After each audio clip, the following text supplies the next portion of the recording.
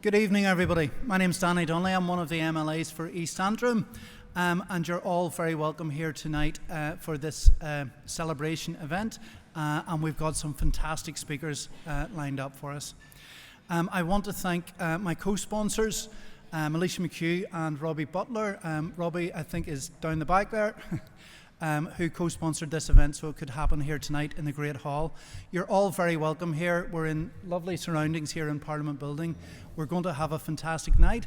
I'm just going to get the housekeeping out of the way. So if anybody needs a changing places toilet, there is a changing places just on down the corridor near the east door. And if you want to talk to the visitors team at the desk, they'll be happy to direct you down there. I've been assured there's no fire alarms planned for tonight, so fingers crossed. But if there are, if you just want to go down to the front, and all the doors will be opened. So, that out of the way, I'm going to introduce us to our Health Minister, Mike Nesbitt. So, Mike. There you are. Danny, thank you so much. And good evening, everybody. As Danny says, this is a joyous occasion. So thank you for the opportunity to come and share in the joy. A particular thanks to Peter Scott, OBE, the Chief Executive Officer of ILF Scotland, and also to David MacDonald, ILF Scotland's Northern Ireland Advisory Group Chair. It is a pleasure to be here, and I really do want to acknowledge the importance of the ILF awards to those who receive them here in Northern Ireland, the very positive contribution they make to your daily lives, enabling you to exercise control and personal choice, which is so important, isn't it? Personal choice to live independently in the community, and that is so consistent with what my vision is of delivering healthcare. We seem to have a huge focus on the acute hospitals. I want to shift left and look at primary care, community care, social care. So in an ideal world, if you need health care, you get it at home, and if not at home, as close to home as possible. So my department continues to support the provision of the Independent Living Fund to recipients here in Northern Ireland. Recently, I approved funding of £7.2 million for the financial year we are in, 2025-26. And at this point, it might prove helpful if I talk about how my department became responsible for making ILF awards to recipients here. The continued support of ILF users was devolved to local authorities in England and to the devolved administrations in Scotland, Wales and here in Northern Ireland from the 1st of July 2015, 10 years ago, following the UK government's decision to close ILF UK. So the responsibility for the administration and payment of the ILF in Northern Ireland also transferred from the then Department for Social Development to my department, the Department of Health. And in planning for this transfer of responsibility and following significant engagement with you and with the public, the current arrangement was set up wherein, on behalf of my department, the Scottish Government, through ILF Scotland's infrastructure, manage and administer awards to recipients here.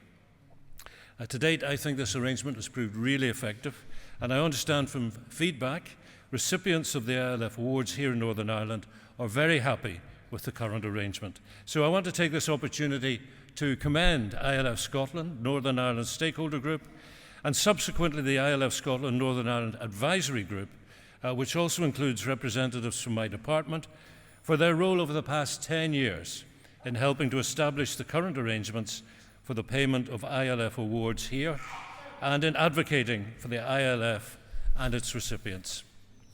Of course, the whole team at ILF Scotland, led by Peter Scott, has continued to play a pivotal role in delivering the service here in Northern Ireland, and in recognising that, I want to sincerely thank them for all their hard work, for their dedication and for their professionalism over the last decade. The ongoing positive engagement, which also includes close collaborative working with my Scottish Government colleagues and officials in delivering these awards in Northern Ireland, remains centred on partnership working, on co-production and co-design, and it's something that I and my department fully support and endorse. Collectively, By continuing our work in the co-design and co-production of these services, which are service user focused and practical focused, we help to improve the experience and the outcomes for people with disabilities in health and social care, both now and into the future. Furthermore, and importantly, this approach helps us set our direction in supporting people with a disability to better exercise their rights, their personal choice, and their life opportunities. Now, I'm aware that ILF Scotland Northern Ireland Advisory Group, other groups representing disabled people and people living with a disability here, their families, friends and carers, all want to see the ILF in Northern Ireland reopened to new applications.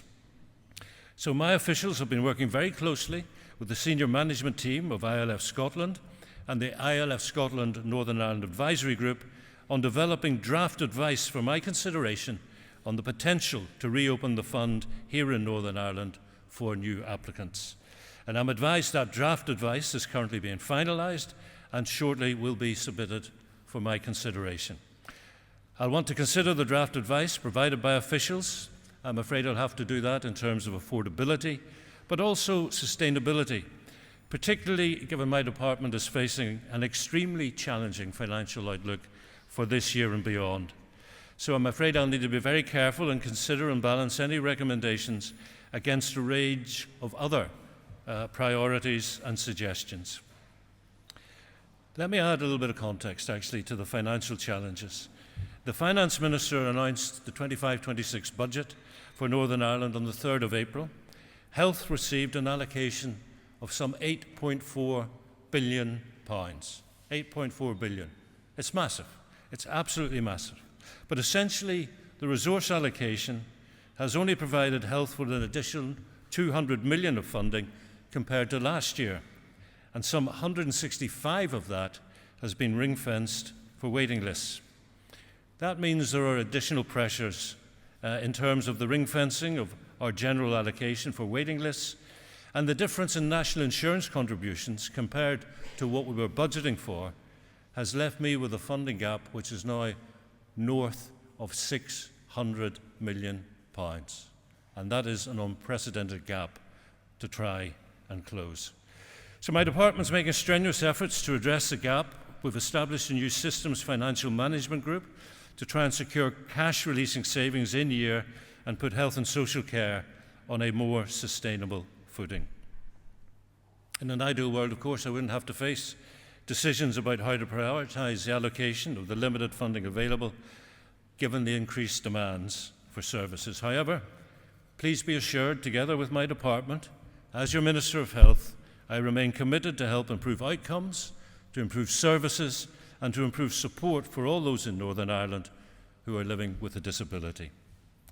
Now, I'm sorry I'll not be able to stay with you for the whole evening. This has been a particularly difficult and challenging day, but I have to say, when I used to come here as a broadcast journalist to report on events like this, I used to look at ministers like me and think, why do they arrive late?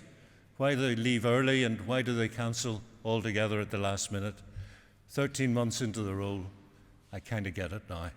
But listen, as I say, it's a joyous event. Let's celebrate, and thank you for listening. Thank you very much.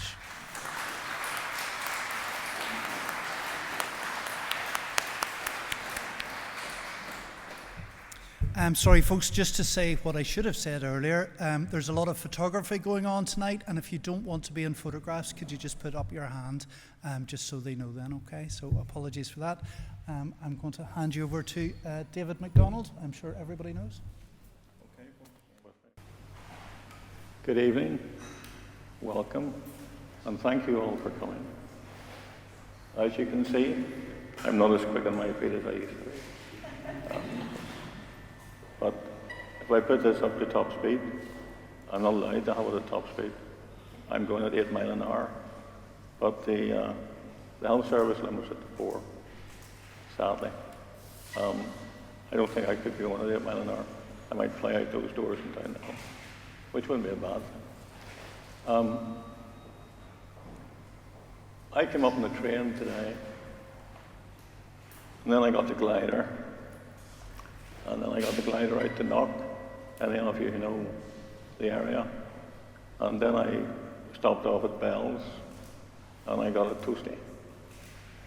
And then I came out of Bells trying to avoid the rain, and that was a wee bit tricky, but we did. And I came along from Bells, along the pavement, across that knot crossing, which is quite a horrendous road to cross as a pedestrian, and along the pavement, along the front of the Upper Leonards Road, in through the front gates, and up to here.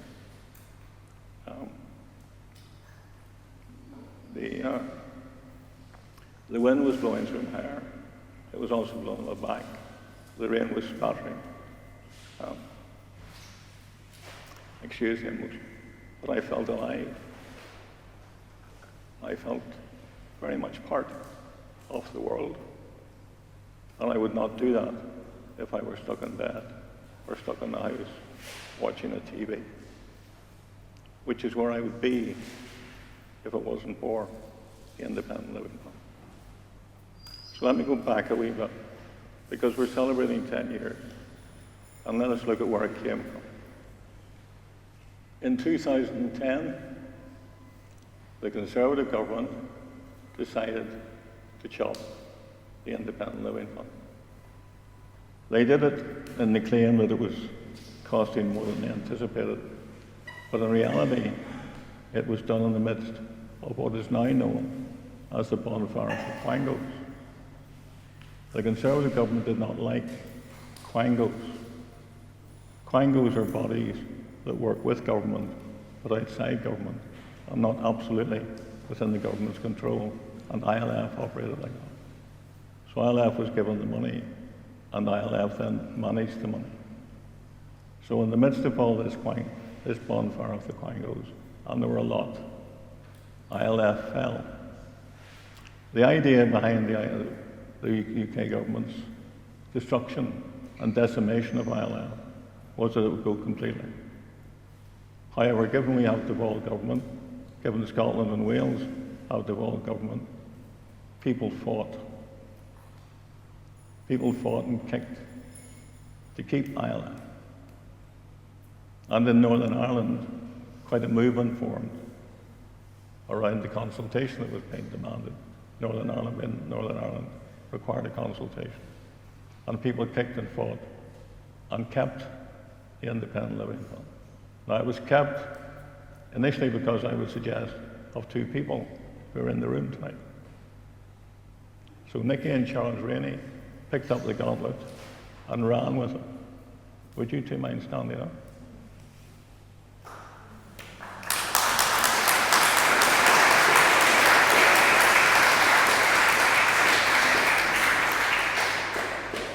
And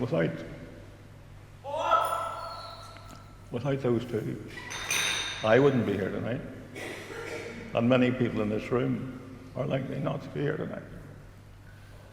Because this gave me life. Life worth living. Life worth enjoying. A life worth having. Otherwise, you're stuck in the house. Otherwise, you might as well be in a nursing home, no matter how grand. They talk in grand terms about keeping people or getting people out of nursing homes. Really grand terms. It was even considered in law. And then, of course, with COVID, it's gone backwards. They're putting people into the nursing home from hospital. They're setting up new nursing homes from hospital. And what's a nursing home? Somewhere you wait to die. Somewhere where you don't go out. Even the best, you don't get a life in the same way as you do in the community. So ILF helps keep people alive, keep people living with their families, amongst the community, on the streets, wind in the hair. Something that, I'm afraid, and sadly, direct payments and now SDS do not do. I'll tell you my fear, and this comes from listening to the Minister last year. My fear is that the health authorities think that direct payments can do all this, and it can't. Direct payments is reductionist. Direct payments increasingly reduces what is available to you. Direct payments reduces to what is legally required. Direct payments doesn't give the flexibility and the leeway. I get direct payments. The direct payments I get are generous. They get me to bed at night, they get me a wee supper. They stick with me all night, because I need that. They get me up in the morning, they get me breakfast. They get me washed and toileted. They get me a bite of lunch, and they get me dinner. But I go nowhere. I stay in the house. It's ILF that gets me everywhere else.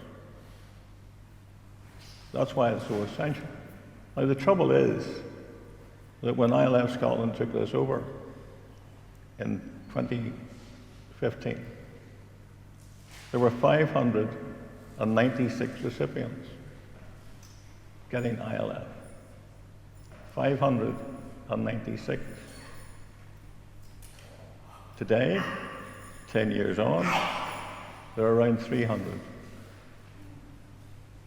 Sadly, because the rest have passed on, no longer with us. But think about that, folks.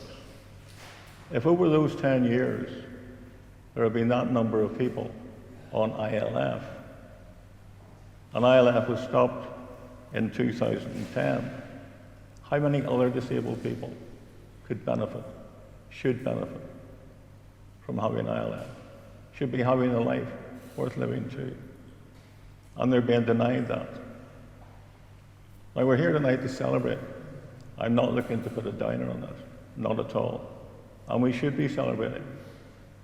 We should be celebrating the lives that people have had, have enjoyed, have lived, because ILF is here. We need to celebrate all of those lives. We need to celebrate the families who enjoyed their lives with them, where the pressure was taken off. You will hear over the next hour people talking about the benefit of ILF, how it has affected them. Each of us is affected differently. Each of us is assessed individually. Each of us is looked at as a person, not as a system. ILF is so different, so very different from direct payments. And I think people don't quite get that. And it's not until you live it, it's not until you have it, it's not until you enjoy what is there that you really understand it.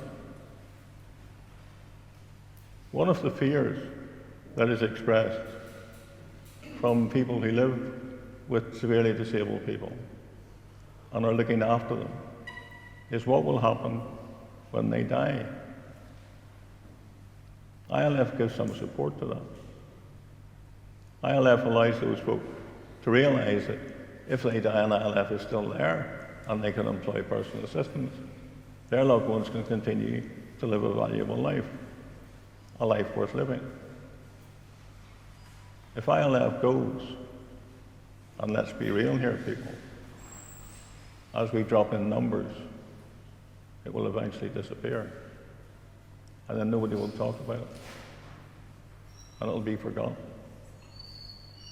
We can't let it be forgotten.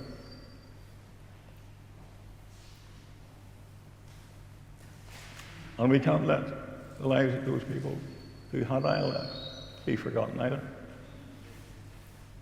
So we need to rally together. We need to persuade the Minister, in the midst of all his problems, with financial problems, to realise how beneficial ILF is. And you will hear how beneficial it is. Every £1 invested returns £13 plus. Those 596 people, minus the 300, enjoy their lives. And the 300 odd will continue to enjoy our lives as long as we have ILF. But we need new ones on board. We need to work to get new ones on board. It is a travesty that disabled people don't have this. and we need to get together and fight to keep it. Thank you.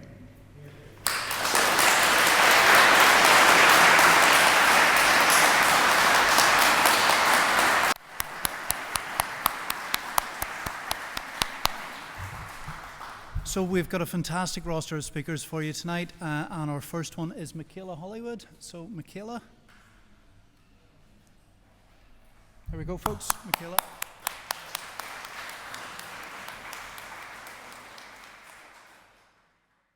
So, look, it's lovely to be here this evening to celebrate 10 years of ILF Scotland in Northern Ireland. I'm one of the recipients that predates that, so it's been much longer than I can even count.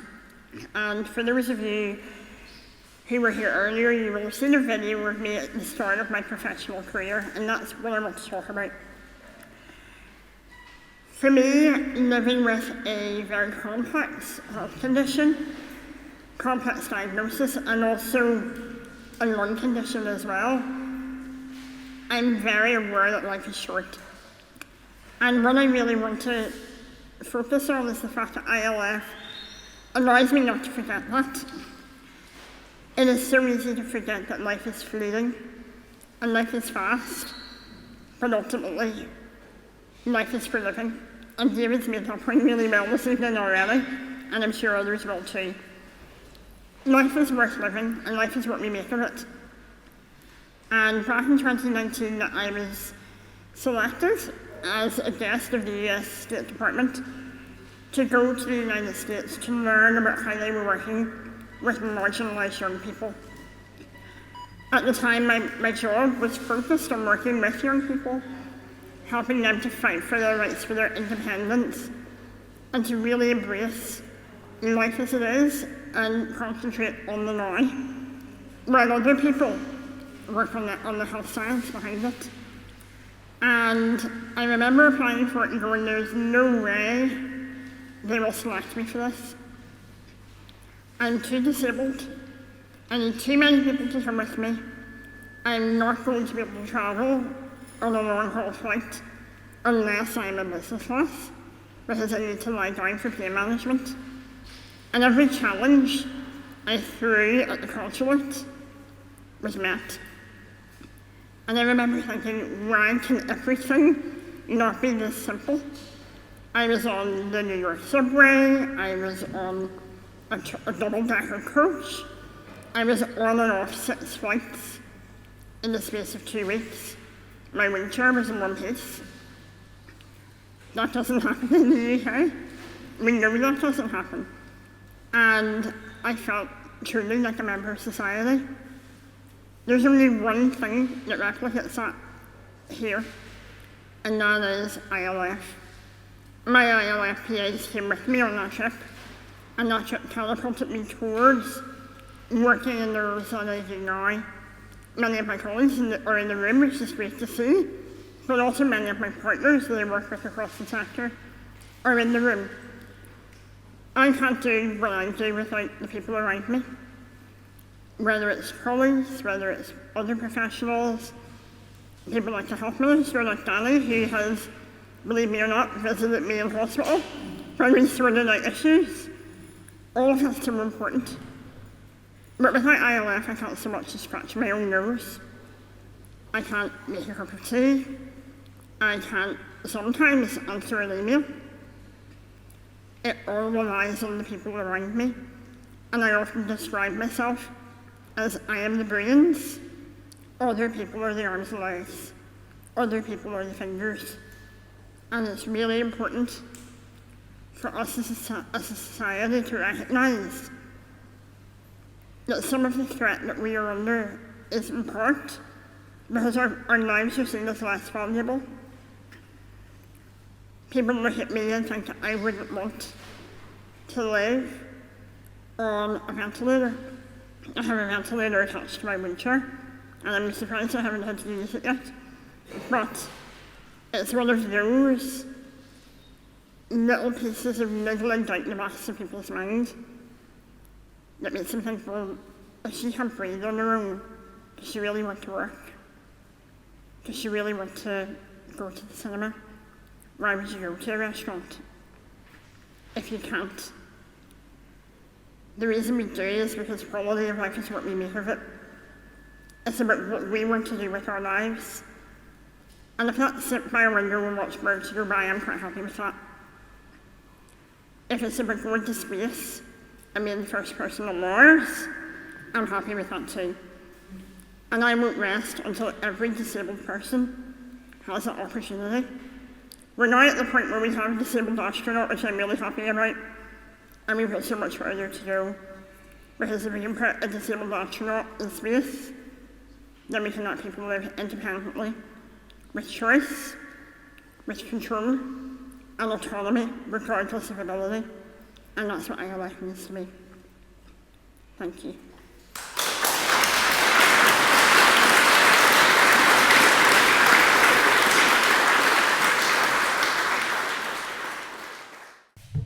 Good evening, everyone. By now, I'm sure you will all have seen our son, Stephen. He's the tallest man in this room. Stephen is 41 years old. He has a learning disability, severe autism, and has reduced vision due to cataract formation when he was 6 months old. When he was 22, he then developed epilepsy. That was the straw that broke the camel's back. As Stephen was growing up, we did everything we could to get him the help and support that he needed to reach his full potential. It was never easy. We had to fight every bit of the way for the support that he needed. For the first year after diagnosis, I spent my day off every week in Belfast with him because the services that we needed were not available in the Western Trust. Today, Stephen spends 2 days a week in a day opportunity in the Alley Theatre in Strabane. There's a little cafe there run by A-Space 2. A-Space 2 is an organisation that provides support and training to learning disabled and autistic adults. Stephen has a wide range of interests. He loves Formula 1, car rallies, football, cinema, PlayStation. He goes go-karting and swimming. He also has a huge music fan and loves to go to live concerts, football matches, and on his holidays. Like many families, we muddled through as best we could when Stephen was young.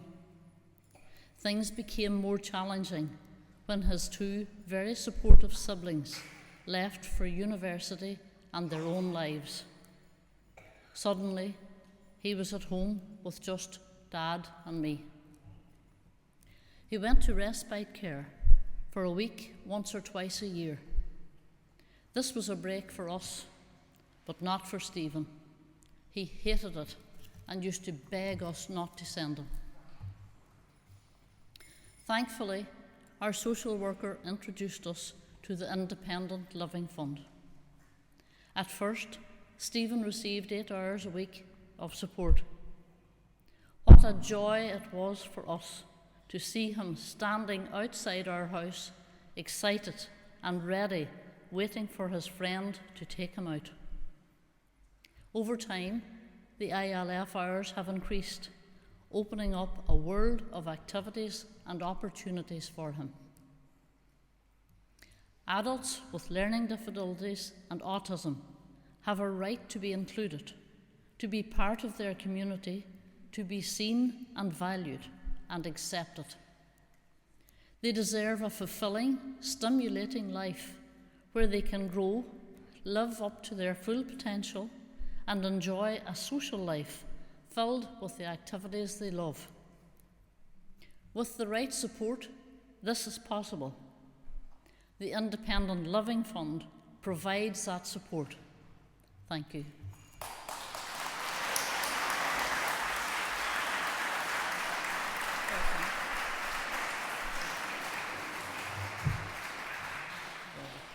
Happy birthday, ILF. To you, to us, to me, to everyone, and to Lee. Yeah. Lee is my son. He's 40 years of age, 41 in December, if he's lucky to see it. Every day is a bonus with him, every day is a blessing. And I want to thank all the staff of ILF down the years that has made this possible for Lee to live independently in his 2-bedroom bungalow in Enniskillen. His second to none life is unprecedented for him, but not for others. And that's the sadness that Lee is, I suppose, the ambassador, like all of the people that sits with ILF. It's been a long, hard fight for the last 19 years. Lee has been receiving ILF, and it has been a battle of wills the whole way along to get him. He started off with 17.5 hours and has built up and built up over the years. But that has been brick by brick.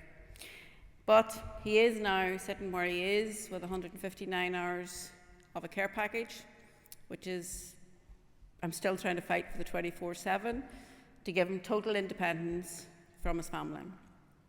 But Lee loves his wee 2-bedroom bungalow in his house with all his carers and the freedom to be able to come and go as he likes. Lee's health has declined from 2019 when he had seizures and has become epileptic now. He's COPD, he's asthmatic, he has everything that you could think of, and he's still here. The doctors actually, when they look at him now in the hospital, go, "Oh my God, are you still here?" You know, it's that, and it really is a bonus to be able to live life with the freedom of financial, on constraints. So ILF really needs to be opened up to a lot more people in Northern Ireland.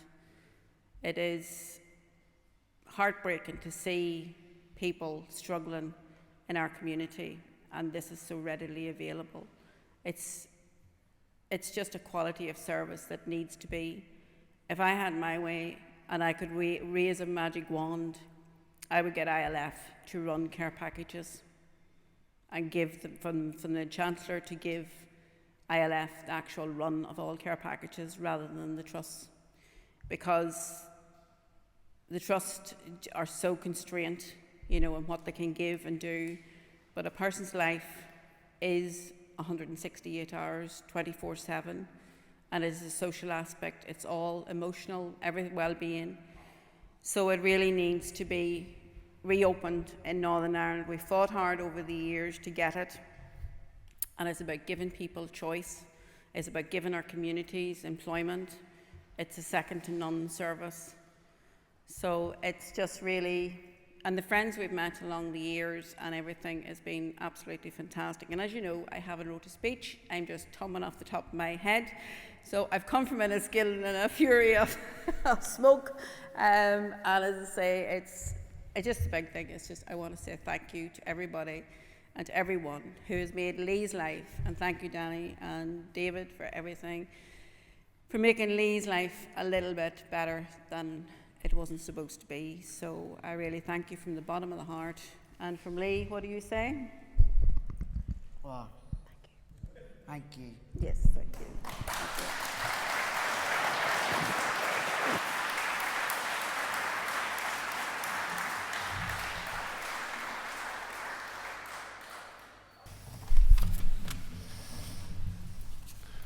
Hello, everybody. Welcome. I'd like to start off by thanking everyone for coming here this evening, and I'd also like to say that while my wife and I put a lot of effort into the retention of ILF in Northern Ireland, we would not have been successful without the support of Karen Hall from Disability Action. I don't know if Karen's here tonight, but if so, thank you from the bottom of my heart. My name is Charles Rainey, and I'm speaking here on behalf of my sister Anne. That's the woman in the wheelchair there. My wife Nikki and I are her primary carers. I want to talk to you about what the ILF means to Anne.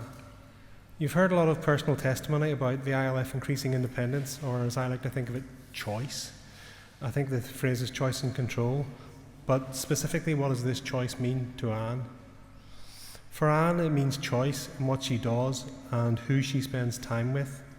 While the care Anne receives from friends and family is obviously great for both sides, There is a need occasionally for a break from that pressure cooker. And it wouldn't be wise to spend all your time cooped up with the same people all day, every day. I think David has referred to that.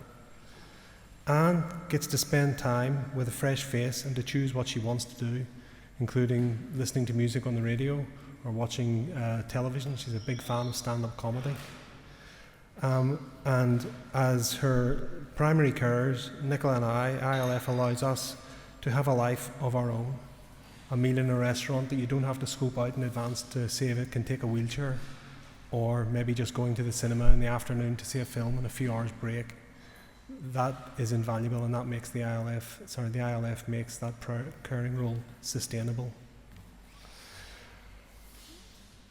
Our use of the ILF is a little unusual in that we tend to use it for replacement cover as well as sitting service. So once a year, we as family carers can take a little bit of respite care and extend it with a little bit of replacement cover and actually get a break where you can go away and get your head showered, get a bit of sunshine, a bit of seafood, and then return refreshed, ready to do the job again. Safe in the knowledge that Anne is being cared for by someone who understands her needs. Anne is non-verbal and her communication style is very personal, so you have to know what she's trying to tell you to understand whether she's happy or maybe she's in discomfort. And Anne gets a full-time minion to boss around for a week, which she's always happy about. Well, that was choice. Now for the issue of control. And I would particularly like to talk about the ILF in the time of COVID and how it impacted Anne's agency over her own health. A lot of people today have talked about the ILF and independence, but I'd like to talk about the ILF and safety. As a bit of a side note, when we were working to get the ILF retained, it was sometimes difficult to explain to people what it actually was, what it achieved, without it sounding like free money or something trivial. But then came COVID, and then came lockdown, and able-bodied people suddenly experienced what it was like to not be able to leave their houses. We've all seen the news reports of people saying how isolating it was and how bad it was for their mental health. Well, that was a month. Without the ILF, you're on lockdown, and not for a month, you're on lockdown for life. Someone once put it this way: direct payments will get you out of bed, but it takes ILF to get you out the front door. And that is the truest phrase I know. More directly, during the period of COVID, the ILF allowed us to limit Anne's exposure to one specific additional carer and ourselves as a close family. This meant that during the main period of COVID, before the vaccine came out, she didn't actually catch it, thank God, because she probably would not have survived it. And in addition, she eventually did get it, but only after she'd been jabbed like a porcupine with several different vaccines.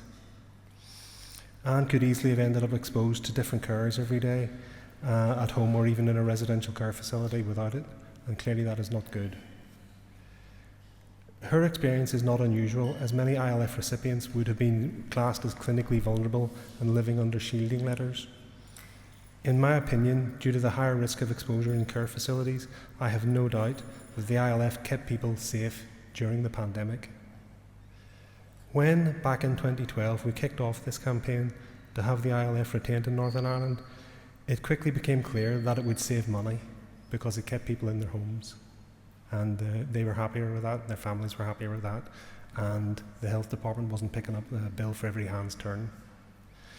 But we did not realise that it would also go on to save lives. I will be forever grateful that Anne and others received ILF during this trying period. That's all I have to say. Thank you very much for your time.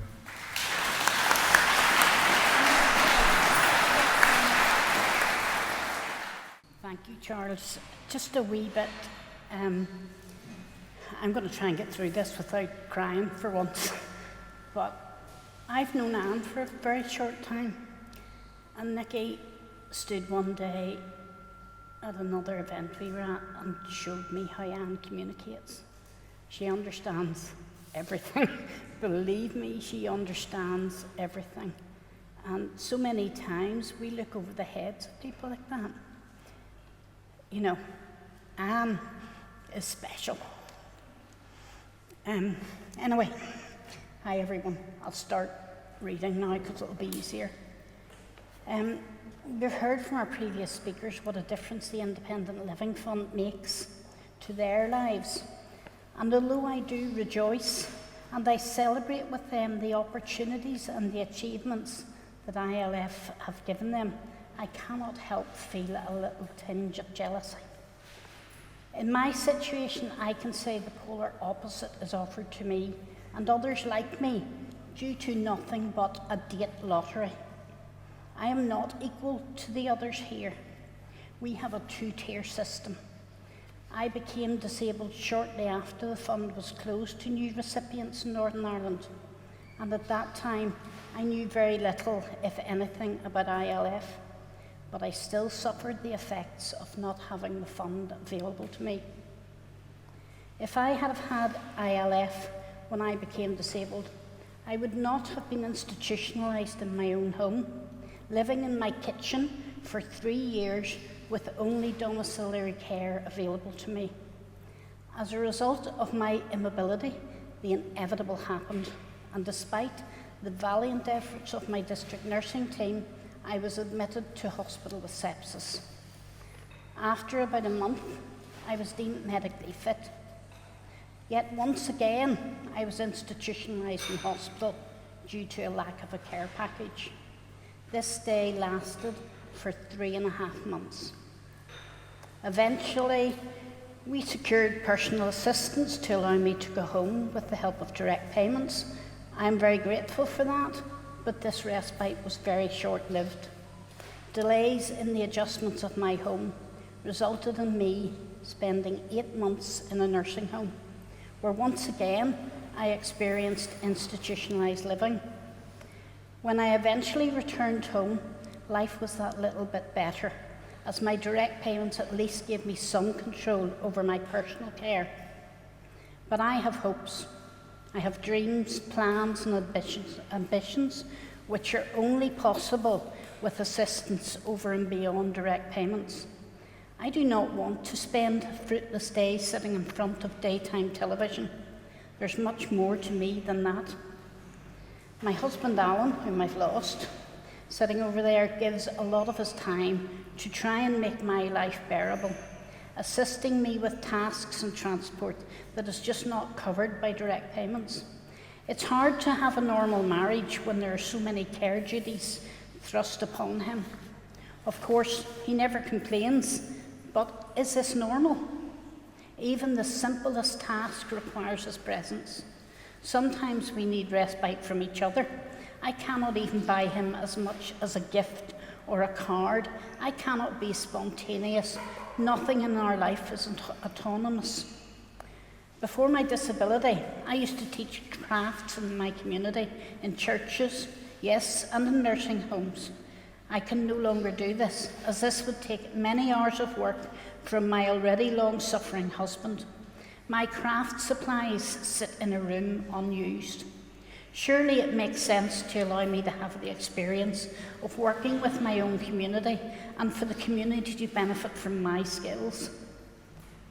There are other things that I would like to be involved in, but I am constantly reminded that these activities take away from Alan's own time. I have to be acutely aware of his needs. This is my life, but many others don't even have an Alan. They do not even get a little independence, albeit misdirected. I had the privilege last week of being invited to Scotland. There, the government listened to the disabled voice, and despite their budget restrictions, no different than here, they opened ILF in 2024. Congratulations, Scotland, and kudos to those that fought for this and to those that actioned it. I am reliably informed that the Social Return on Investment study has shown a large return on the investment.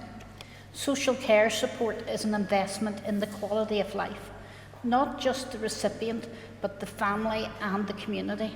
It's a no-brainer, isn't it? ILF would enable me to participate fully in my community. It would enable me to wake up in the morning to a day full of purpose a day that I can choose, organise and do what I want to do, be where I want to be, go where I want to go and meet who I want to meet. When in Scotland, I met a wonderful woman, Sophie, whose daughter Annie, again, very little verbal, but she had a learning disability, as it used to be called for many years. I don't know what the in term is for it now. I was trying to think of a strapline for this talk to sum up ILF and what it means to me. Annie gave me that line, and I've asked permission to share that with you today. These are Sophie and Annie's words, not mine.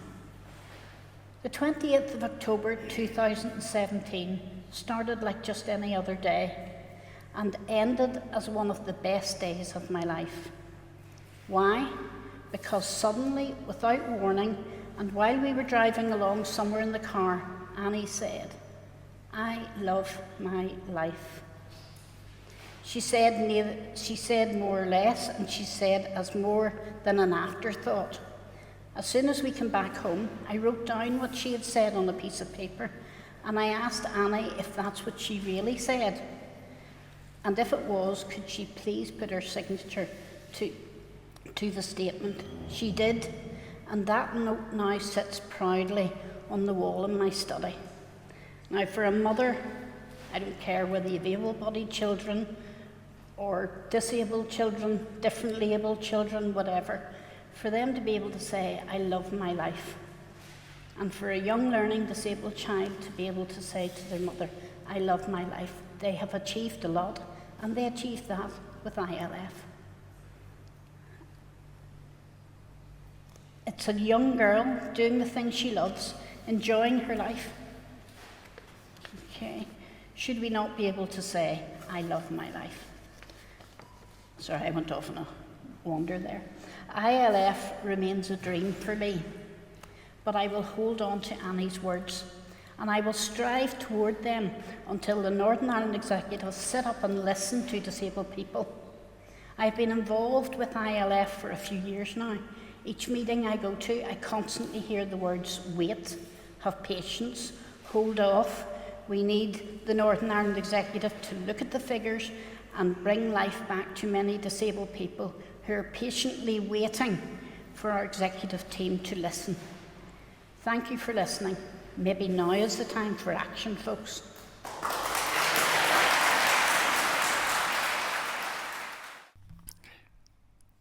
My name is Dermot Devlin. I'm 45 years old. I am disabled. I live with a rare condition called Morgio syndrome, or MPS Morgio. I have severe hearing loss.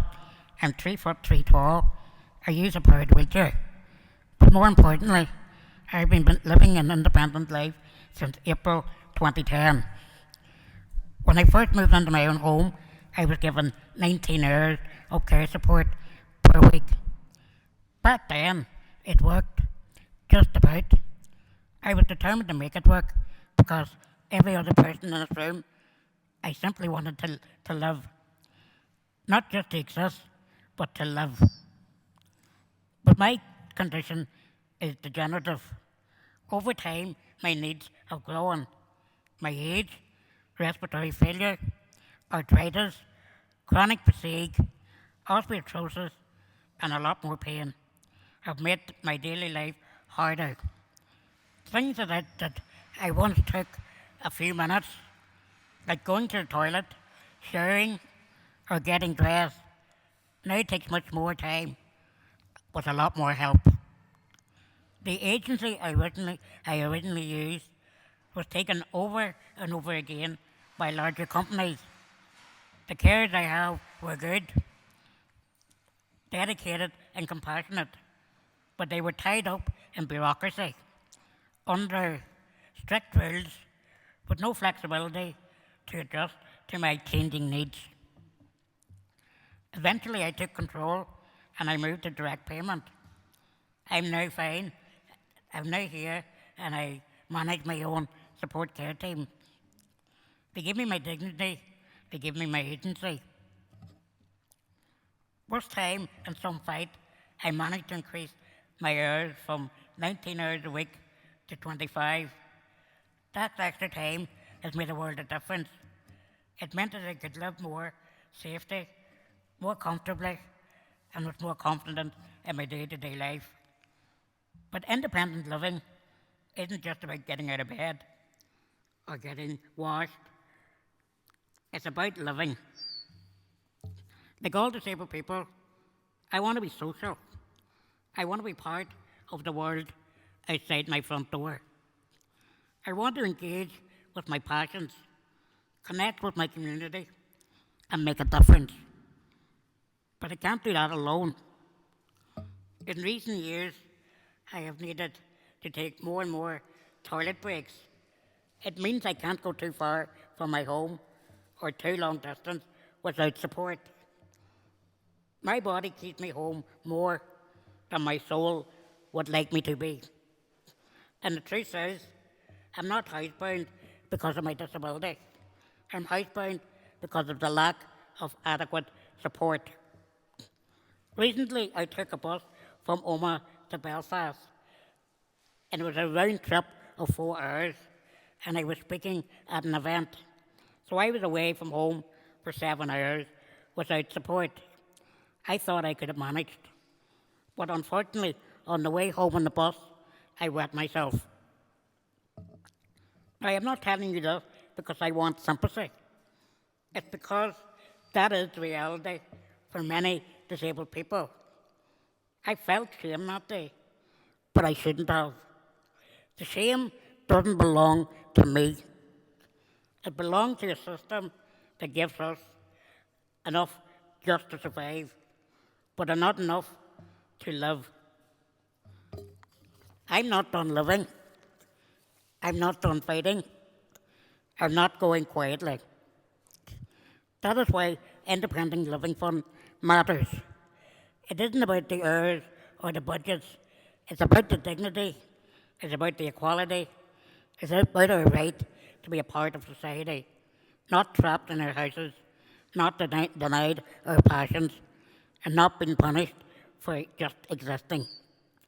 Tonight we celebrate 10 years of the ILF, but we must also defend it, grow it, and fight to ensure it reaches everybody who needs it. We are not done fighting. We are not done living. We're not going quietly. Thank you.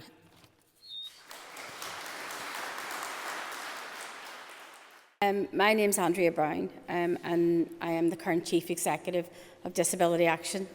And it's an absolute privilege to stand here tonight to talk to you about this really important issue. It's been an important issue for Disability Action for a long time, and we continue to support those who strive to keep the Independent Living Fund open.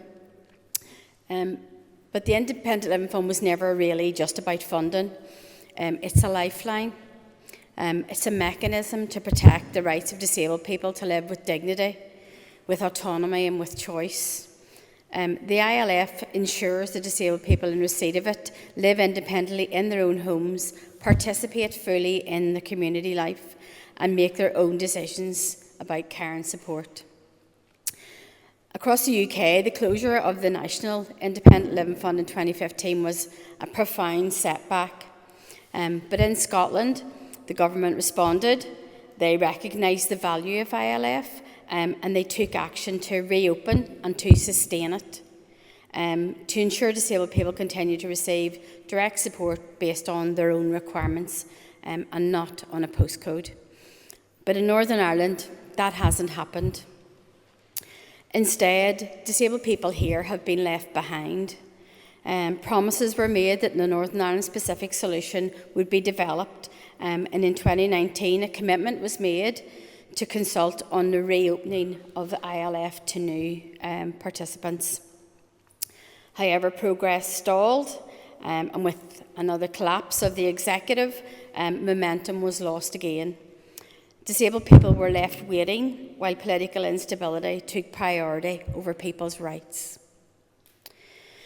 Once again, disabled people were excluded from financial planning and policy priorities.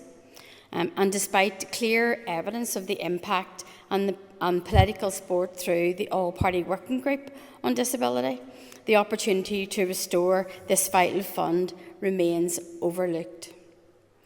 And this has not happened in isolation. It now seems, and is all very relevant this week, it now seems that this is part of a broader pattern of welfare reform policies that have targeted disabled people, undermining our security and independence, changes to personal independence payments, proposed cuts to social care, and punitive assessment systems have created a hostile environment where disabled people are made to fight for the most basic resources. Instead of being empowered to live independently, many are being pushed further into poverty, into isolation and crisis. The closure of ILF must be seen in this wider context as part of an ongoing attack on disabled people's rights, and is incompatible with equality and human dignity. We cannot go on with a two-tier system. Disabled people are being pushed into institutions. And yet investing in ILF, as we've heard, doesn't just uphold rights, it makes economic sense.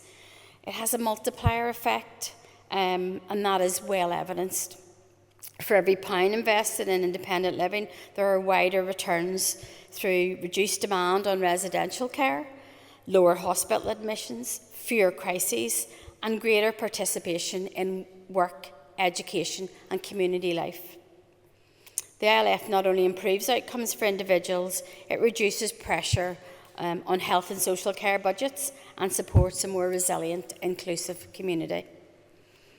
In 2024, Disability Action conducted a survey of disabled people across the 5 trust areas, and the findings were really stark. 76% of respondents said they lacked the support to live independently.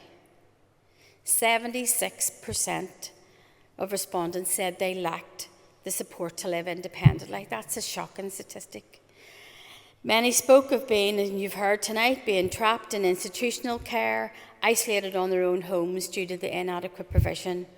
Families are burning out, and young disabled people are losing hope of a future. And yet we know that from ILF's own history and the work that's been done in Scotland, that this is a solvable problem.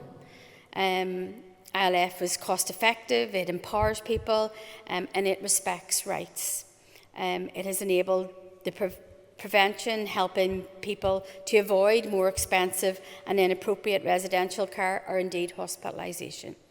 And most importantly, it gives people what they need to thrive. So we are calling on behalf of everyone, on behalf of Disability Action, the Northern Ireland Executive and the Department of Health to act now and to honour the commitments that have already been made, to follow the example of Scotland and to listen to the voices of disabled people who are demanding the support that they are entitled to. This is a matter of equality, justice and human rights. The United Nations Convention on the Rights of Persons with Disabilities sets out the right to live independently and be included in your community. Reinstating the ILF is not an option. It is a step towards fulfilling that obligation. Let us be clear, without the ILF, many disabled people in Northern Ireland are being denied full and enriched lives. It's time to change that. So let us come together, let us work across the sectors, across the parties and our communities to restore this vital fund and to reaffirm our commitment to a fairer, more inclusive society where disabled people are respected and free to live independently. Thank you.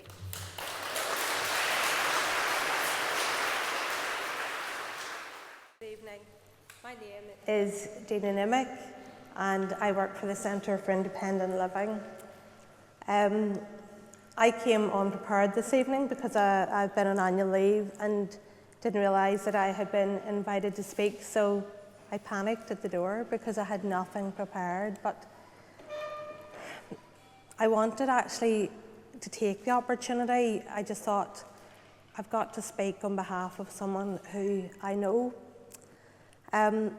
But before I tell you about him, I want to let you know that in working for the Centre for Independent Living, I've been there 18 years, and I have seen in those years the difference the Independent Living Fund has made to so many disabled people and their families, so many of them. And in the last 10 years, I've continued to meet disabled people and their families who are not eligible for the Independent Living Fund. And it breaks my heart because I know the difference it can make. That those people are being denied a good life. The example and the young person that I want to speak on behalf of tonight, I can't give you his name, I can't even indicate to you where in this country he lives because I don't have his permission. He doesn't know I'm speaking. But his voice is so important because this young man, very young man, has his own home, wheelchair accessible home. He has been in a nursing home for elderly, frail people who have advanced dementia and are receiving end-of-life care. This is a young man. He's living in a locked unit at the far end of a nursing home in a tiny room, tiny room. It's in an area that's quite distant from all other amenities from the town that he comes from. So I want to speak on behalf of that young man because I invited him here this evening and he emailed me to say, Dana, I would love to go to that. I would love to go to that, but there's nobody here to take me. There's nobody here to take me. He's not on his own. Sadly, I meet so many young disabled people who are living in highly institutionalised environments, locked environments. He didn't commit a crime, but he's living like a prisoner. Thank you.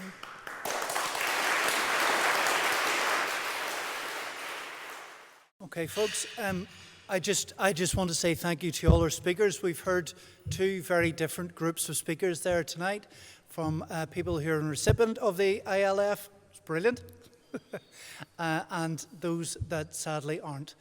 So there's a clear divide that is happening here in Northern Ireland at the minute, and has been pointed out so many times there, people are losing out, and they're losing out on a good life.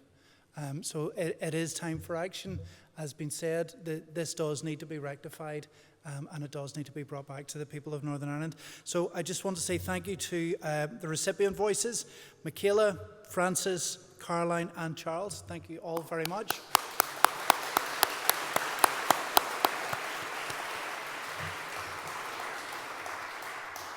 And the non-recipient voices, so we had Amanda, Dermot, Andrea and Dina. So thank a big round of applause for them as well.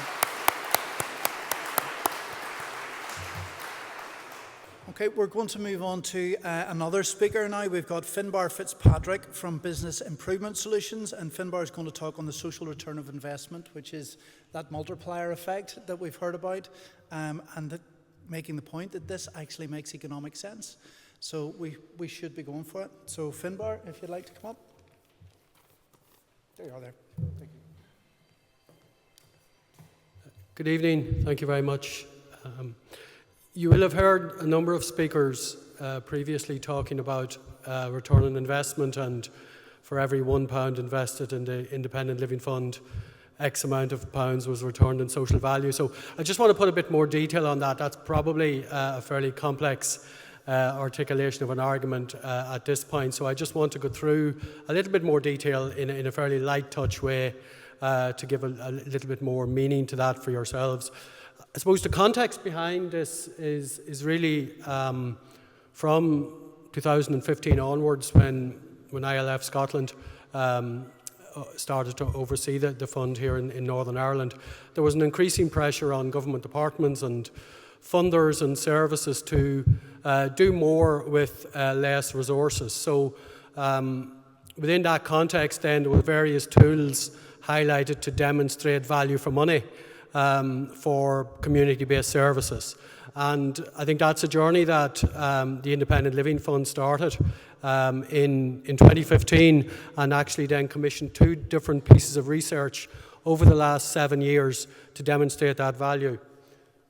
So if we look at the first piece of research was actually conducted in 2018, and at that point there was 469 recipients of the Independent Living Fund receiving 6.85 million in funding in Northern Ireland. So we did a social return investment. It was commissioned by the Centre for Independent Living, undertaken by Gauge Impact, and that found that for every £1 invested in the Independent Living Fund, 10.69 was returned in social value.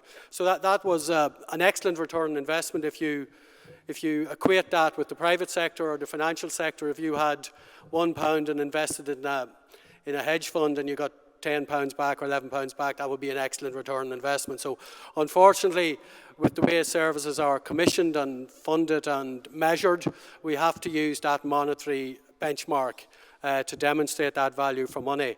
So what we wanted to do then was, subsequent to that, 4 years later then in 2022-23 financial year, we revisited that previous social return investment from 2018.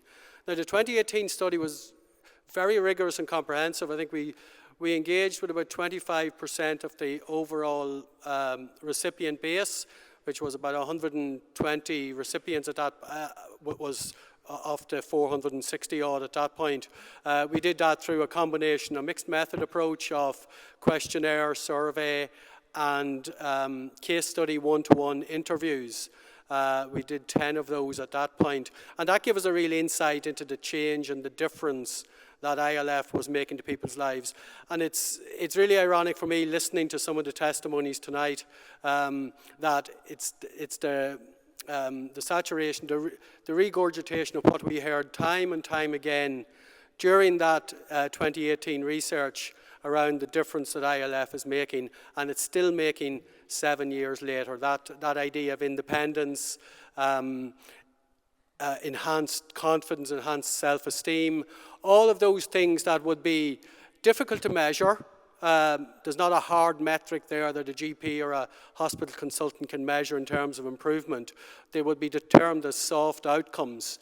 But part of what social return investment tries to do is actually put a financial value on those soft outcomes, like independent living, like being in control of your life. Because again, that gives us the metric by which we can build up that case for the enhancement and the reintroduction of the fund. So by 2022-23, that number had reduced down to 349, so there's about 80 less recipients over that 4-year period. And as David said earlier, I think that 3 years subsequent to that, it's down now close to 300. So when we went out again and did the sample and spoke to some of those that we had spoken to previously in 2018, we collated a set of stakeholders, a set of beneficiaries. So if we look at the Independent Living Fund, it's got multiple different benefactors and beneficiaries. Okay, the recipients absolutely are the core beneficiary, and they get the most value and the most impact for it, and that's absolutely the way it should be.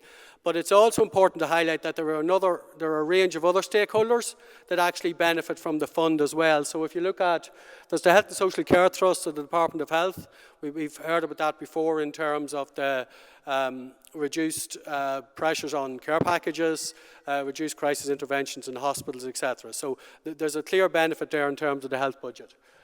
Family and primary carers, I think that reassurance that a family, that a parent or a sibling has to know that their loved one is being supported and cared for to sustain independent living, that's hugely beneficial in terms of the overall well-being of a parent or a sibling also.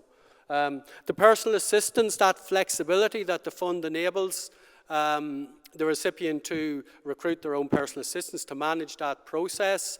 The flexibility that arrangement can result in, for the personal assistant, maybe much more flexibility than maybe if they were employed in a private sector or in the Health and Social Care Trust. So that was coming out very clearly, that the personal assistants liked and felt a significant benefit from being employed through the Independent Living Fund, and the recipient got a great deal of empowerment and independence from managing that process also. And that had a multiplier effect in terms of the broader economy, because that was creating additional revenue within the system. So there's an economic value there in terms of the wider Northern Ireland economy. But also Northern Ireland Civic Society, as you'll see tonight, the recipients have a really strong voice. The support that the Independent Living Fund has enabled them to sustain that voice, and some of the recipients are really strong members of the independent living movement in Northern Ireland. And I think that only enriches local civic society in terms of enhanced awareness and improved cohesion as well. So if you look at that, there's a wide range of, I suppose, unintended or additional outcomes that are derived from the Independent Living Fund over and above the core objective of the fund, which is around independent living for recipients. So in terms of the findings, and again, I'm reiterating what we've heard tonight in terms of the testimonies from the recipients. It has been an enabler for independent living. That's the top outcome coming out very much from the two studies. But also that more softer stuff, that having a purpose, the socialisation, hobbies, volunteering within the community. The ILF enhances and enables that to happen also. It's also a pathway to education, training. We've had examples of recipients going on and doing masters, completing degrees, going on into further training and sustaining and achieving employment as well. And again, that's that personal empowerment, but again has that economic multiplier effect in terms of the economy also. The health maintenance piece is interesting because when we spoke to a number of people in 2022 that we spoke to in 2018, and they were 4 years older at that stage, but the ILF was a significant enabler for health maintenance, and that was around going to hospital appointments, arranging medication, GP visits, etc. I think that's really important. The ILF can play a significant and pivotal role in doing that around health maintenance also. Getting on with life, this sense that independent living, we're resilient, we feel we've got the capacity and are sufficiently empowered to get on with life. That was a key theme emerging from the research also. And was interesting, obviously, in 2022-23, we were just emerging from the pandemic at that point, and I think it was obviously an exceptional time. So it's been referenced before tonight also that it really was transformational. The impact of the Independent Living Fund in terms of the flexibility. There was additional money within the system at that point to enable enhanced care and support going in there. And then there was flexibility, even in terms of the personal assistance around furlough and continuity of employment, which really was incredibly important at that point also. And also healthy relationships. I think that's maybe sometimes forgotten in that when you've got an individual with purpose that's fulfilled, is living a life worth living, that improves the relationships within maybe that family unit, both in terms of space, having your own individual sense of space, and also that reassurance that your loved one is being supported and taken care of. So those would have been the main findings. And how do we translate that into a return on investment? So that's in effect what social return on investment does. It tries to put a financial value on those outcomes that wouldn't traditionally have a market value. So that's what we try to do when we equate it into a return on investment. So some of the financial proxies that we use, we basically look to source information on what it would cost to achieve the equivalent outcome if we had to go out and buy that. So if someone is, if the ILF is enabling someone to have better mental health, if it's reducing their anxiety, then we would look at a proxy, an equivalent proxy, which might be the cost of medicating somebody in poorer declining mental health. because that's ultimately what the ILF is doing. It's helping that person to address their mental health, improve their well-being, equivocal to what maybe a medication might do. So we looked at some equivalent costs around medication. Then we looked at sustaining full-time employment, that economic multiplier effect that the ILF has to enable recipients to sustain an employment. So we can use average salaries for that as well, and did so for the calculations. The increased socialisation with friends and family, feeling belonging to a community, the value of volunteering, we were able to equate that with a financial proxy also. I suppose the average cost of residential or nursing care in Northern Ireland, that's probably the big financial value, if we're to look at a standout value in terms of ILF, that mitigation, that negating the need for nursing or residential care. And we all know how expensive nursing and residential care is. So the very fact that we can demonstrate that a significant cohort of ILF recipients do not go into residential or nursing care, then we can equate the annual cost of residential and nursing care and put that into our calculations also. And I mentioned building confidence and self-esteem, positive relationships and feeling connected to the community. We were able to put financial proxies on those. So the calculation itself in 2022-23, it found that for £1 invested, £13 was returned. So that had actually increased from just under £11 in 2018. So that was actually a 20% increase in terms of the return on investment. Now, some of that was due to the COVID, because 2022 was an exceptional year, and the life-saving transformational impact of the fund as well. So, but you can see over the period of 4 years between the two studies, the actual social return on investment increased exponentially.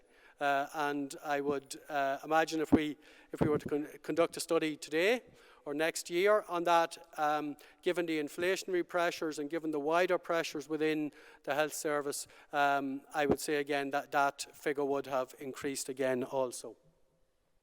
So I think what in terms of the value of the breakdown, as I said, most of the value is accrued by recipients, and that's absolutely great, and that's the way it should be. There's 80% was for the recipients, 16% for the health and social care trusts, 2% for personal assistants, 1% for family and carers, and 1% for Northern Ireland Civic Society. So that was the breakdown of the value. And just in terms of the overall findings, just to finish off, as I said, there was 99 fewer participants between recipients between 2019 and 2013. Or 23, sorry. The outcomes were sustained and in many cases enhanced over the 4-year period. It had a clear preventative effect demonstrated as recipients reported being better able to overcome challenges faced in daily life. The fund was a critical enabler for health maintenance and resilience during the pandemic. And the interviewees spoke of empathy, understanding and flexibility in their interactions with ILF on both research studies, especially came out in 2022 when they were engaging with ILF around COVID, because that was obviously a very complex time in terms of the fund. So there was a ringing endorsement around the flexibility and the empathy showed by the fund during that time. And I think finally, given the external pressures that the Minister has talked about earlier, I think it's exceptional that all of this has been achieved against, I suppose, such a complex and chaotic external environment where you have continuing operational and inflationary pressures on public services, that this is a standout fund that's delivering significant value for money. Thank you very much.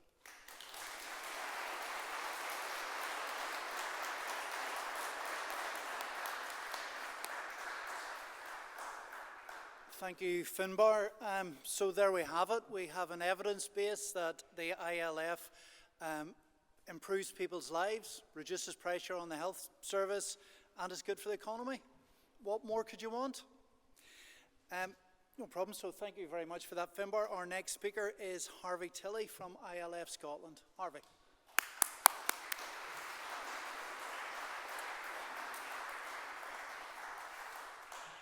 Good evening, everyone, and it's fantastic to see you here. I know lots of speaking, and I know we're coming to the end of the evening, and I want to thank Danny for hosting today. Thank you very much, Danny. Robbie and Melosa for sponsoring today, which this event couldn't happen without significant input from themselves. So thank you very much. I would also like to thank our wonderful contributors, and I think everyone will agree it's very powerful and very emotive, and it's a brilliant way to listen to lived experience, making a difference to people's lives. As we come to the end of today's celebration, I want to take a moment just to reflect and thank each and every one of you for being part of our, 10-year anniversary and milestone. Today we celebrated that 10 years of ILF Scotland, a decade of empowering disabled people to live independently with dignity, choice and control in Northern Ireland and in Scotland. I remember well, because I was the first employee in ILF Scotland, I remember well when the UK-wide ILF was closed and we were established. We ran a series of events over in Northern Ireland to help with that transition. And the biggest fear from disabled people was that their payments would stop. Okay, that was a real overwhelming. And so our success measure in those days was we're going to make sure we pay people. And obviously, I'm pleased to say that not only have we continued that since we started, we've distributed over £70 million of funding via 55,000 individual payments, accurately, on time, and as Finbar said, worth a staggering £800 million of social return over that period of time. We've honoured ILF Scotland as an organisation, a purpose-led organisation, as David and others have mentioned, built on the principles of social model of disability, of co-production, and I think really the fundamental of trust in recipients doing the right thing, giving them the money, they know how to spend it, we don't. I hope that we've also honoured the movement, the independent living movement, of which ILF Scotland is proud to have played a very small part and made its contribution alongside disabled people and their organisations. ILF Scotland was born out of a moment of uncertainty. We've heard about it being closed down by the UK government, from a period of anxiety, but also out of that was an opportunity. It was created because disabled people raised their voices. And here in Northern Ireland and in Scotland, those voices were heard. That willingness and truthfully, that courage of disabled people and their allies to speak out and put their heads above the parapet, which we see often now, is just to raise your head above the parapet is risking, something happening to you, was instrumental. And the act of listening and acting in response by the Northern Irish government has laid the foundation of everything we've collectively built over the past 10 years. And as we've heard, a lot has been achieved, and there's much to celebrate. For me personally, being part of ILF Scotland has been the greatest privilege of my life, and I speak on behalf of our Chief Executive as well, Peter. It's been the privilege of his lifetime, and I speak on the behalf of many of my colleagues. It's been the privilege of their lifetime. I've had the honour of witnessing firsthand the transformative impact of the work that we've done has had, and just the lives of individuals, but their families, communities, and across the wider system of social care support. I think ILF is a force for good. A state intervention that produces good outcomes for disabled people and that contributes to more disabled citizens than having a life, like the speakers tonight and thousands more across Northern Ireland and Scotland. I think by just about any measure, ILF Scotland's first 10 years have been a bit of a success. This success hasn't happened by accident. It's a result of hard work and commitment, the talent and determination of many people. As we mark our 10th anniversary, I want to thank these people. There are too many to name you individually, but all those who campaigned to keep ILF Scotland and contributed to the creation of the organisation, for the Northern Ireland Government for listening to disabled people and having the courage to take the right decision, to the civil servants who have supported us and worked with us so constructively. We've been very lucky in this respect that we have one particular civil servant, Colin Dunlop, from our sponsor team, who was the instrumental civil servant in setting us up in 2015, and we're lucky that he's remained with us through thick and thin, I may add, and he's been absolutely fundamental as the government voice in making ILF a success. Our board of directors, our various co-production partners who have done a power of work over the years, both here and in Scotland, including local authorities or trusts, DPOs, our CILs or Centre for Inclusive Livings, human rights bodies, including Northern Ireland Human Rights Commission, and a range of other voluntary sector partners and many others. Our statutory partners in social work. Often they have a very difficult job, but without them we couldn't do our job. And our exceptional DPO partners who have played such a vital and instrumental role in our creation of the development as an organisation, to all of our amazing fund recipients, who are the very reason that we exist and that we come to work every day. And special thanks goes to two more groups, our incredible advisory groups, led by the indomitable David MacDonald in here and Jim Elder-Woodward in Scotland. I can't emphasise the critical role that these groups have played in the life of ILF Scotland. They are our primarily disabled people who get funds from ILF to purchase assistance. Myself and leadership colleagues meet each group minimum 4 times a year, usually more in reality, and they tell us what we're doing well, what we should change, what we should be doing even better. And they don't hold their punches when it comes to being straight with us. They look us in the whites of the eyes. They tell us how it is. And this direct accountability and the very people that we're here to serve ensures we're never too far removed from the reality of their lives. This is perhaps the single most important factor in keeping us focused on the things that matter the most. And thank you, David and Jim. Finally, I want to thank our staff team and the incredible work they do. Not just because of the quantifiable things that we can measure, but also the quiet, compassionate moments that often go unseen. For its staff, it's the amazing work they do. Finally, and thank you for listening to me waffling on. I'm sorry to keep you here, but I just want to say finally, thank you, all of you, for listening here tonight. And I know that Danny's going to say some words, but you know what? It's remarkable seeing you all here. I feel a real sense of joy, enthusiasm, determination to keep going forward and to reopen the fund. So thank you very much. And I won't get around everyone at the end. There's some cakes right at the end here. Please take one before you go out.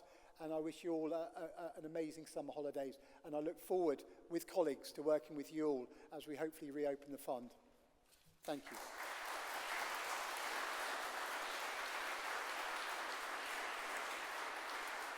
And just before, as I close, I just want to hand over, not on the agenda is Kieran. Kieran is a founding member of the ILF Scotland Eye Advisory Group and has lived experience of ILF in his family. He's gratefully come here tonight. He lost his wife 2 weeks ago, but this was such an important event for him to come. We feel very privileged to have him here. He just wants to say a few words before we then go into sort of closing, handing over to Tony and then Danny to close us off. Thank you very much indeed, Harvey. It's great to be here this evening, back to where I worked for 18 years, believe it or not, and to see so many faces that have worked hard with me to get us to where we're at tonight. We're not finished yet, but I just want to say a few words of thanks to the ILF Scotland for the work and coming in at a time when the ILF in Northern Ireland would have been done away with. There's no question about it, had we not worked together and ILF Scotland came in at the time to take over. So I want to thank Harvey, that's just left. I want to thank Peter. I want to thank Jack. Is there anybody else there? That Lee and Robert are about somewhere from ILF Scotland. Also, I want to thank Linda, Karen and Emma for backup all through the years that we worked together. And very, very important, that has been mentioned, Harvey mentioned our own local committee under the chairmanship of David MacDonald. David MacDonald is a star that we owe an awful lot. for the work.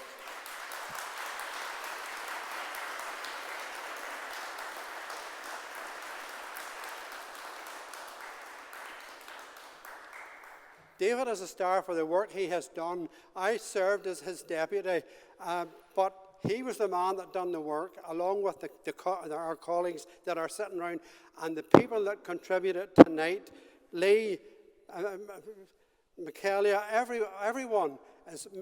We're so proud of you for the work that you have done and to be here. But I also would like to thank Colin, as Harvey mentioned, Colin from the department. Colin has been a star also. He's been on the committee with us and steered us along. And you may have noticed that earlier on tonight, the minister was standing over there. I took the opportunity to say hello to him because he was a colleague of mine. He was an MLA for Strangford, the same as I was. And I took the opportunity to say hello to him.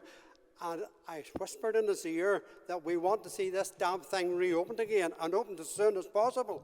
So he didn't give me any guarantees, but he got the message, and that's the main thing. So, folks, before I leave, and I'd like to also thank Danny and Robbie for being here tonight. But I want to give them a message that carry on where I and others left off as MLAs, because that's the only way to get this thing done. It has got to be reopened. As Harvey said, my daughter availed of that, and she had enjoyed the life, the same as you have done for 49 years. Unfortunately, we lost her. But guess what? We lost the ILF funding when she died. And that's not right. It can't be right, because that very fact means that some other person who could have taken advantage of that didn't happen. And I think it was David said in his figures that it was reduced from 500, nearly 600 clients down to below 300. And if it goes on the way it goes, there will be nobody left in Northern Ireland to avail of that funding. So, in conclusion, David, Danny and Robbie, keep up the good work and ensure that it will be reopened, and don't let the pressure go from the Minister of Health. Thank you all very much indeed.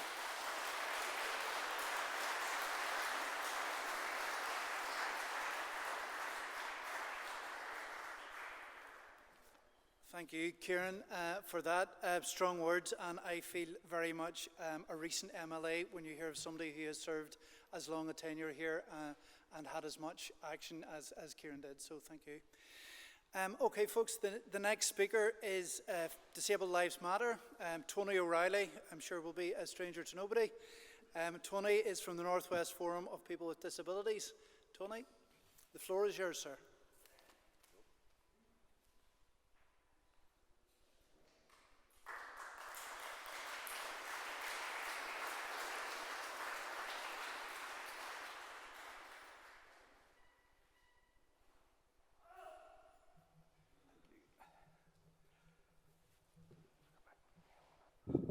Wow, pressure. The last speaker of the night. Well, I am going to be short. I'm not going to go on and ramble. But it is a privilege and a joy to be here. I'm not up here because I fear David. I'm up here because I love him and respect him and admire the work he has done to promote the rights of disabled people. I admire him for his continued determination not to have a two-tier system, and to ensure that everybody benefits from the right to an independent quality of life, or as David would put it himself, the freedom to have a quality of life, the freedom to do ordinary things, extraordinary things, to live, to have a life. There are a number of things that are important to understand when we look at independent living. And it's not just Article 19, the right to independent living and the right to live in a community. If you listen to Dina and you listen to the issue of institutionalisation and the voice of that young man, or you listen to Amanda and her aspiration for the hopes of having access to the ILF fund, or you listen to Dermot and his voice, or the voice of Lee and Caroline, and you listen to those voices, very powerful voices. I know I've missed people, but I'm just giving you a sample. Very powerful voices. It tells you why the ILF matters. And it does matter. Disabled people's lives does matter. It's interesting, we're doing this on a week when deaf and disabled people stood in the Westminster Square below Westminster Parliament and demanded to be heard and shouted to the Labour backbenchers, we have rights. We have a right to an adequate standard of living and social protection. We have a right to independent living. But ultimately, and this is what we must never forget, we ultimately have the right to life. Independent living also means the right to life, because the right to life means quality of life. If you have somebody in the house, confined to the house all day, and they don't get out, what life is that? There is no quality to that life. If you have somebody in an institution against their wishes, what life is that? It is no quality of life. When you talk about the UN Convention on the Rights of Persons with Disabilities, you need to talk about rights interchangeably. They are all interconnected.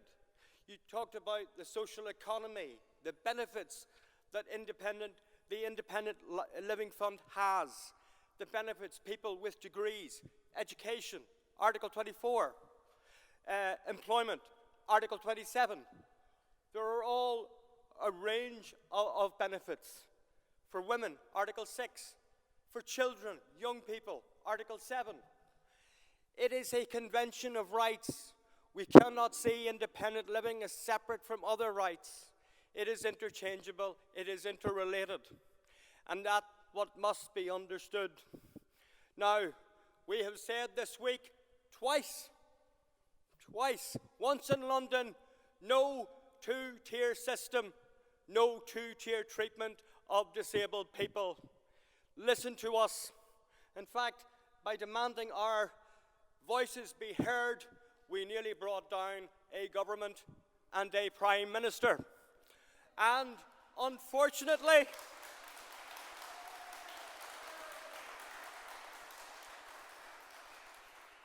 we did not intend to bring the Chancellor to tears. That was the last thing we wanted. But if you have regrets, then you have regrets. But today is also about a celebration. Let's celebrate David. Let's celebrate Harvey. Let's celebrate Jim. Let's celebrate the people who have campaigned and advocated for the Independent Living Fund. Let's celebrate the users who publish its success. Let's celebrate the recipients who would like to see it as part of their lives and aspire to it, because they are promoting the positive benefits of the Independent Living Fund. Now, when we celebrate them and applaud them, you know what? Let's do it again. Let's applaud them. They deserve our applause.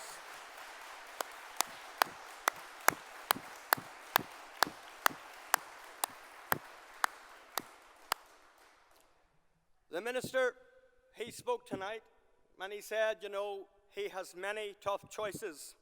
Well, let's hope he doesn't make Keir Starmer's choice and go for the easy option. Let's hope he listens to deaf and disabled people. He listens to us, and he learns the lessons that Keir Starmer didn't learn. But also, he needs to also remember, when looking at those figures, look at the investment in our economy, look at the benefits, and balance the books properly, not just the bald economic figure, and recognize there are human lives at the end of it. He says that there is a gap of £600 million. in his figures in the Department of Health. Now, are we going to quibble about an investment of £7.5 million when the gap is 600 million? Are we going to quibble about those figures when if you invest that £7.5 million and perhaps a little bit more by extending it and reopening it to new recipients, surely is it not better for him and better for his pocket and better for the pocket of the state if we could bring more money into the economy? After all, is that not the conversation of the moment? We must grow the economy. Oh, sorry, I made a mistake. That's Labour. Sorry, my mistake. That's Labour. But we are going to grow. We are going to celebrate the work of the Independent Living Fund. It has been a joy and a privilege to stand before you, and it's a joy and a privilege to stand alongside people like David MacDonald, who have advocated for years for our basic equality, our dignity, and our human rights. Thank you very much.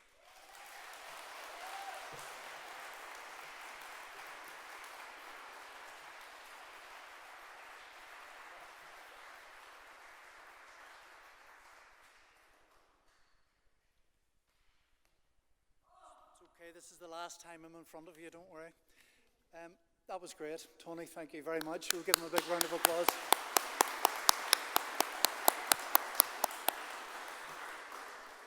It falls to me just to close this event here tonight, and I just wanted to say I've hosted lots of events in this building over the last few years, and I have to say I have never been involved in one with such a powerful message as I've heard tonight. Our speakers have all been absolutely wonderful. The message is clear. This enables people to live better lives. There's evidence that shows it's good for the economy, and it reduces pressure on the health service. There's a huge message ringing out here this evening, and I hope that by the 11th birthday of the ILF Scotland, that we will have significant progress or reopen this scheme here in Northern Ireland. So.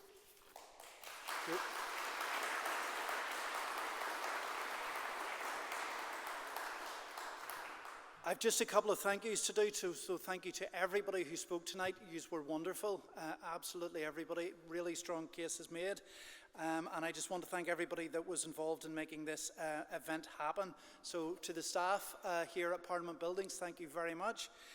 To the sound and vision guys who put everything together and made us all sound good, thank you very much. To David MacDonald, who made all this happen. David phoned me a couple of months ago and asked if I could sponsor this event. I'm very, very happy to do so. I've had nothing to do with it apart from that. David has done everything, and with the ILF staff, so thank you very much for that. And can I just say a second thank you to the co-sponsors, Robbie Butler, who's down the back there, and Militia McHugh. Folks, this really has been a fantastic event. Just before I finish off, I just want to say that nobody should be out of pocket for coming to this event here tonight, and there is the opportunity to claim expenses just down at the table. Nobody should be out of pocket for coming to progress something as important as this. This is really, really good work that needs to be done. And I think there's only one appropriate thing to do to finish. And David told me that this is a celebration. So I'm afraid we're going to have to sing Happy Birthday.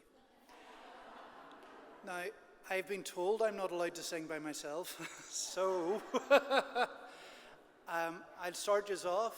3, 2, 1. Happy birthday to you. Happy birthday to you. Happy birthday, ILF.